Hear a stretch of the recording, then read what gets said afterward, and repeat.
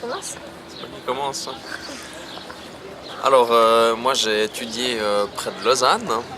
Et j'ai beaucoup aimé à l'école quand j'étais petit, ma troisième année, ma quatrième année. À l'époque, c'était comme ça. On faisait beaucoup de choses dans la nature, on étudiait les sciences, on allait dans la forêt, et on allait voir les animaux, les arbres et tout ça. Ensuite, j'ai étudié les mathématiques et la physique. Et c'était les branches qui m'intéressaient le plus avec le français.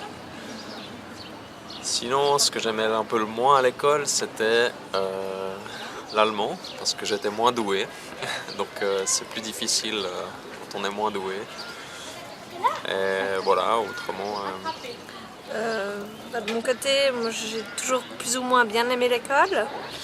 J'avais pas mal de facilité au début, quand j'étais plus jeune. Après, c'est devenu un peu plus difficile au lycée. Mais dans l'ensemble, j'ai des bons souvenirs. J'ai toujours préféré, par contre, les matières plutôt littéraires. D'ailleurs, je me suis dirigée là-dedans plus tard. Et je détestais les mathématiques, les sciences. Et voilà, mais sinon, il y avait aussi une question par rapport à l'idée la discussion en Suisse alémanique d'apprendre plutôt d'abord l'anglais à la place du français.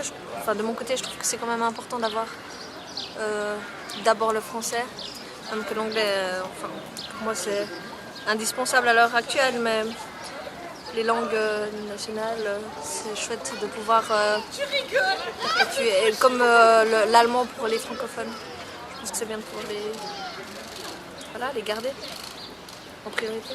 Qu'est-ce que tu en penses? Ouais, alors ça paraît assez nécessaire d'apprendre quand même une deuxième langue nationale, même si dans ma vie courante, j'utilise beaucoup plus l'anglais qu'une autre langue nationale.